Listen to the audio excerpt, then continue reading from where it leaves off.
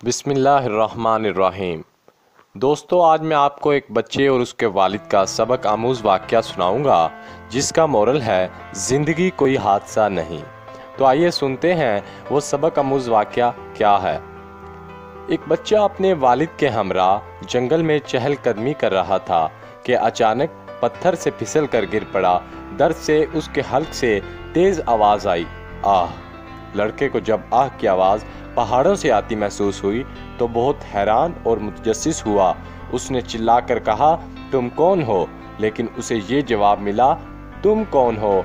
लड़के को गुस्सा आया। वो चिल्लाया, तुम बुज़दिल हो।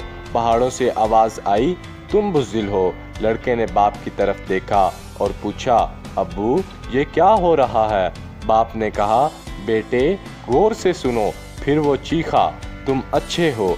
आवाज़ आई, तुम अच्छे हो। बाप ज़ोर से बोला, तुम शानदार हो। जवाब आया, तुम शानदार हो। लड़का बहुत हैरान हुआ लेकिन ये नहीं समझ सका कि क्या हो रहा है। बाप ने फिर बेटे को समझाया, लोग इसे गूंज यानी इको कहते हैं, लेकिन हकीकत में ये ज़िंदगी है। ज़िंदगी हमेशा तुम्हें वो कुछ देती है जो तुम उसे देते हो। ज़िंदगी तुम्हारे अमल का आईना है।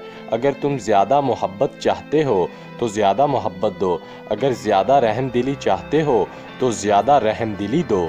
अगर इज़्ज़त और दोस्ती चाहते हो तो इज़्ज़त और दोस्ती दो।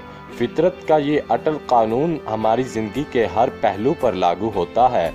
ज़िंदगी हमेशा तुम्हें वही देती है जो तुम देते हो। ज़िंदगी कोई हादसा नहीं है बल्कि तुम्हारी हर हरकत, बात और काम का आईना है। तो दोस्तों, हमें ज़िंदगी में ऐसे काम करने चाहिए जिनका फीडबैक अच्छा हो, जिनसे हमें अच्छा हासिल हो, और हम जैसी मेहनत करेंगे वैसा ही हमें सिला मिलेगा। शुक्रिया। खुदा हाफिज़।